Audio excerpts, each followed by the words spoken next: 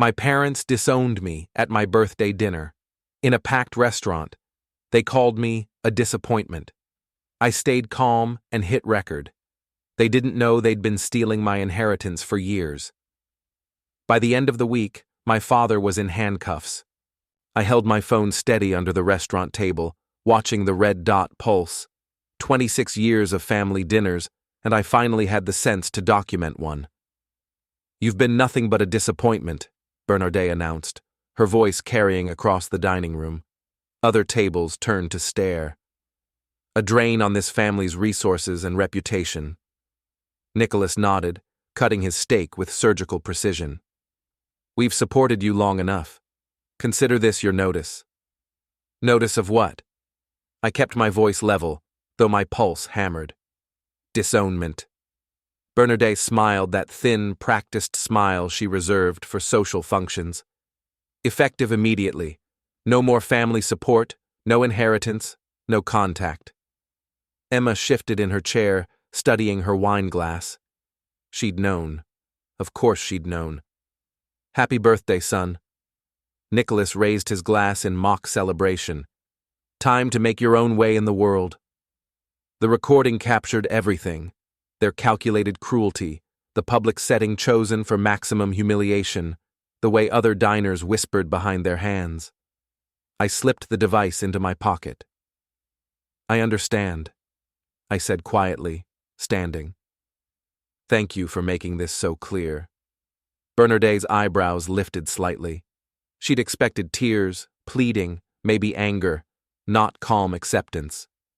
I walked out of Romano's without looking back, already planning. They'd given me exactly what I needed: motive, method, and a complete lack of guilt about what came next. The recording was just the beginning. My apartment felt different when I returned. Smaller, but also cleaner somehow, like removing a tumor. I opened my laptop and created a new folder: Family Business. Inside, I began organizing 26 years of observations, overheard conversations, and carefully stored memories.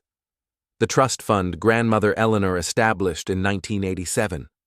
The mysterious family emergencies that required accessing my college account. Nicholas's habit of borrowing against future inheritance payments that somehow never got repaid. I pulled out my phone and transcribed the dinner recording, noting timestamps for each particularly damning statement. Bernardet's voice carried clearly: drain on resources, disappointment, no inheritance. Interesting choice of words for people who'd been systematically draining my inheritance for years. I called my bank first. "I'd like to request statements going back 5 years for all accounts associated with my Social Security number, including trust accounts and beneficiary holdings, especially those." Next, I contacted Grandmother Eleanor's estate attorney. "This is regarding the Eleanor Morrison Family Trust. I'm requesting a full accounting as a named beneficiary." "May I ask what prompted this request?" "Let's call it due diligence." The paperwork would take weeks, but I had time now. All the time in the world, since I was apparently no longer bound by family obligations. I made coffee and settled in for a long night. Revenge, I realized, was best served methodically. The documents arrived in 3 separate packages over 2 weeks. Bank statements, trust records, and estate filings that painted a picture uglier than I'd imagined. Grandmother Eleanor's original trust, $2.3 million designated equally between her 3 grandchildren. Current balance, $847,000. Nicholas had been named trustee after Eleanor's death, with discretionary distribution authority for educational and emergency expenses. I spread the papers across my kitchen table, cross-referencing dates and amounts. Emma's emergency appendectomy in 2019, $45,000 withdrawn. Her actual medical bills, $8,200. The remaining $3,800 had been transferred to a joint account held by Nicholas and Bernardet. My college expenses over 4 years, $180,000 withdrawn. My actual tuition and fees, $67,000. The difference had funded Nicholas's failed restaurant investment and Bernardet's Mercedes. The pattern was breathtaking in its audacity. Every family crisis, every educational expense, every medical emergency had been inflated and skimmed. They'd been systematically looting the trust while maintaining their image as generous parents supporting their children. The final document was a life insurance policy. Eleanor had maintained a $500,000 policy with me as sole beneficiary, updated just months before her death. Nicholas, as executor, had collected the payout and deposited it into the family account, claiming estate administration costs. I'd never seen a penny. I photographed every page, uploaded them to secure cloud storage, and made 3 physical copies. Then I called Emma. "We need to talk." Emma chose the coffee shop near her office, probably hoping the public setting would keep things civil. She arrived 10 minutes late, a power play she'd learned from Bernardet. "You look terrible," she said, sliding into the booth across from me. "Family disownment will do that." I slid a manila envelope across the table. "Though I suspect you already knew about that." She didn't touch the envelope. "They're hurt. You've been distant, ungrateful. Open it." Emma's manicured fingers hesitated before lifting the flap. Her face went pale as she scanned the first document. "Where did you get these?" "Legal channels. Amazing what you can access when you're a named beneficiary." I leaned back. "Did you know about the insurance money?" "I don't know what you're talking about." "Eleanor's life insurance. $500,000 that was supposed to come to me. Ring any bells?" Emma's keycard for the family office building sat on the table between us, forgotten beside her purse. She'd been using it for years, helping manage the family business that apparently included embezzling from her own brother. "They said you were irresponsible with money," she whispered, "that you'd waste it." "So they decided to waste it for me?" I gestured at the documents. "Your appendectomy cost the trust $45,000. Want to guess how much you actually owed the hospital?" Emma closed the folder, her hands shaking slightly. "What do you want?" "Justice, accountability, the truth." I stood up. "And I want you to choose a side. They're our parents. They're thieves." I pointed to the keycard. "That gives you access to their financial records. Use it or don't, but decide quickly." I left her sitting there, staring at the evidence of our family's systematic corruption. The next morning, I found a flash drive in my mailbox with a note. "Everything you need. E." I chose Sunday dinner at their house, the same dining room where they'd hosted countless family gatherings, where Eleanor used to sit at the head of the table telling stories about building the family business from nothing. "What's this about?" Nicholas demanded when I arrived with my briefcase. "Family meeting." I set up my laptop on the mahogany table, the one bought with trust fund money. "We have some accounting to discuss." Bernardet emerged from the kitchen, her smile faltering when she saw my setup.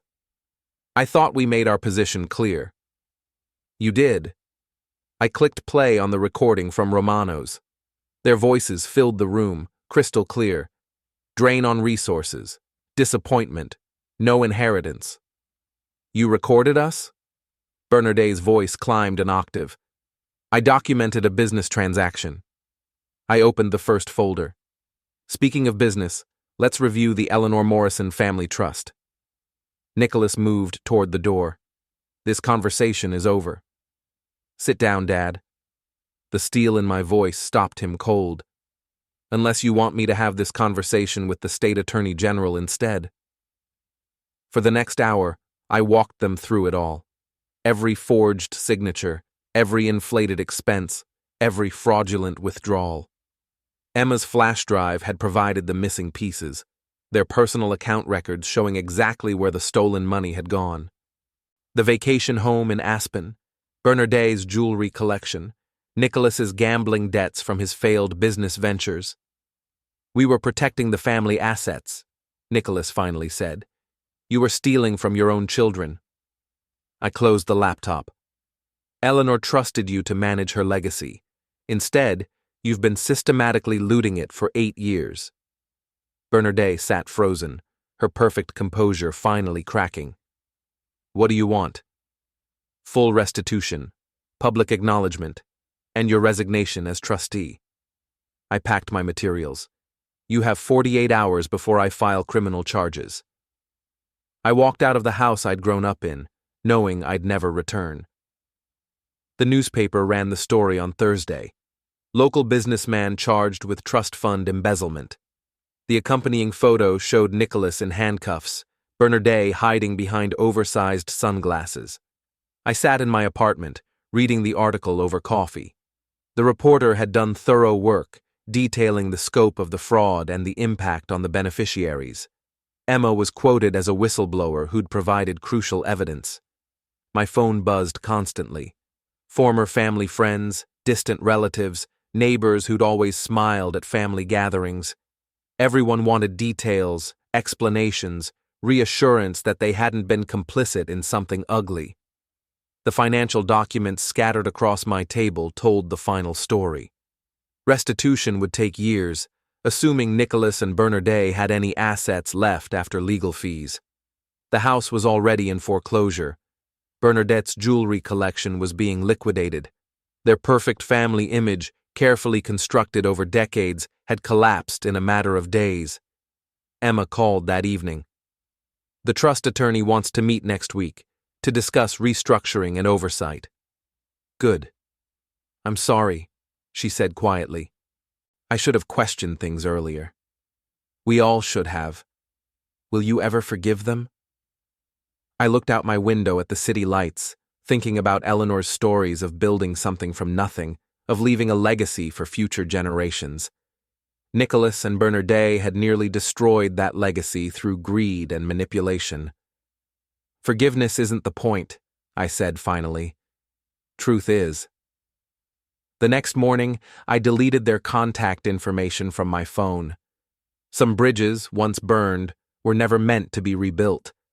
I was finally free. The weeks that followed felt like emerging from a long, suffocating tunnel into crisp, clean air. Without the constant weight of Nicholas and Bernardet's expectations, their subtle manipulations and guilt trips, I found myself rediscovering parts of my personality that had been buried under years of family obligation. I started taking evening walks through the neighborhood, something I hadn't done since childhood. The familiar streets looked different now, not like the backdrop to endless family drama, but simply as places where life happened. Children played in front yards, couples walked their dogs, elderly neighbors tended their gardens with quiet satisfaction. Normal people living normal lives, unburdened by the toxic dynamics I'd finally escaped. My work at the museum took on new meaning, too. When I guided visitors through Eleanor's reconstructed study, pointing out her personal effects and sharing stories of her determination, I felt connected to something larger than family politics. This was about preserving real history, real achievement, not the manufactured legacy that Nicholas and Bernardet had tried to craft through lies and manipulation. 3 months after cutting contact, I received a letter in the mail. The return address made my stomach clench. It was from Nicholas's law office. For a moment, I considered throwing it away unopened, but curiosity won out. Inside was a formal notice that Eleanor's estate had been fully settled. The house had been sold, and after all debts and legal fees were paid, there was a small remainder to be distributed among the heirs. My share amounted to less than $3,000, a far cry from the fortune Nicholas had once hinted at. Attached was a handwritten note from Bernardet. "I hope you'll reconsider your harsh judgment of us. Family is all we have in the end." I read it twice, then crumpled both the note and the check. Some things weren't worth the price, no matter how small. That evening, I called my friend Maya, someone I'd grown distant from during the years of family chaos. We met for coffee, and I found myself telling her everything: the lies, the manipulation, the final confrontation. She listened without judgment, occasionally shaking her head in disbelief. "You know what strikes me most?" she said when I finished. "You sound lighter. Even talking about all this terrible stuff, there's something different about your voice." She was right. The constant tension I'd carried in my shoulders was gone. The knot in my stomach that had become so familiar I'd stopped noticing it had finally dissolved. I was sleeping through the night for the first time in years. Spring arrived early that year, and with it came unexpected opportunities. The museum offered me a promotion to senior curator, with a focus on developing new exhibits about local history. It meant more responsibility, more creative control, and the chance to shape how future generations would understand their past. As I walked home from work one evening, I passed the street where Eleanor's house had stood. New owners had already moved in, a young family with 2 small children. I could see them through the front window, the parents helping their daughter with homework, while their son built something elaborate with blocks on the living room floor. Eleanor would have liked that, I thought. Her house filled with the sound of children learning and growing, creating their own memories to layer over the old ones. I'd kept one thing from Eleanor's belongings, a small leather journal where she'd written down her thoughts and observations. Not the grand pronouncements that made it into her published works, but quiet reflections on daily life, on the small victories and setbacks that make up a real existence. Reading her entries, I understood that she'd known the truth about her family long before I did. There were subtle references to Nicholas's creative interpretations of events, gentle warnings about Bernarde's tendency to reshape facts to fit her preferred narrative. Eleanor had been wise enough to see through their facades, but also wise enough to not let their flaws poison her own peace.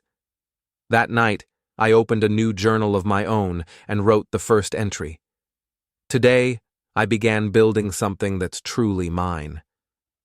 Outside my window, the city hummed with the quiet energy of millions of lives being lived authentically. I was finally ready to join them,